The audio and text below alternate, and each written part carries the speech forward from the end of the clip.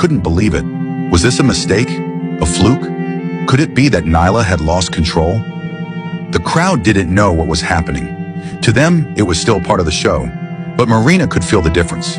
She fought to break free, pulling with all her strength. But Nyla wasn't releasing her grip. The water around them churned violently, the sounds of thrashing and splashing drowning out everything else. In those final moments, it was as if time slowed down. Marina's mind raced as she tried to make sense of the chaos around her. What had happened to the bond she thought was unbreakable? What had gone wrong? In front of hundreds of stunned guests, the relationship Marina trusted, the bond she had nurtured over years of hard work and dedication, was now betraying her. Nyla, the orca she had come to love, had transformed from a partner into a predator. The bond they had shared, the trust, was shattered in an instant. The crowd was still unaware of the true horror unfolding before them. To the audience, it looked like part of the performance. But for Marina Lizarro, it was anything but.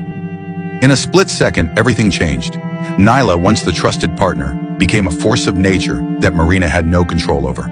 With one swift motion, Nyla's massive mouth clamped down on Marina's left arm. The pain was immediate, intense, as the orca's powerful jaws sank deep into her flesh. Marina's body was jerked with terrifying force as Nyla dragged her beneath the water. The world above the surface disappeared. The audience could no longer hear the splash of water or see the graceful performances they had come to expect. All they could hear now was the deafening roar of the ocean and the frantic cries of those witnessing the unimaginable. Marina's body was tossed like a rag doll. The water around her churned violently, and every attempt to break free from Nyla's grip was met with more resistance. She fought with everything she had, but Nyla was stronger. Every pull underwater brought darkness closer. Marina struggled to push against the weight of the orca, gasping for air as her lungs burned. The pull of the water, the crushing weight of the orca's jaws, seemed to drag her further into the abyss. The audience, still unaware of the true gravity of the situation, began to scream as they realized something was wrong. Chaos erupted in the stands. People stood, yelling, pointing at the water, unsure of what they were seeing. Staff members rushed to the edge of the pool, frantically deploying nets, hitting alarms trying to get Nyla's attention, but the orca ignored them. Her focus was entirely on Marina. For a moment, Marina broke the surface of the water. She breathed heavily, her face pale, eyes wide with fear.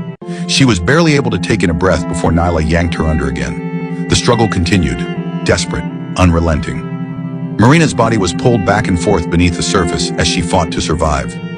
At exactly 2:48 p.m., Marina's face broke through the water again. Her body was trembling, barely holding on, but her eyes still locked with Nyla's. She was gasping for air, but her strength was fading.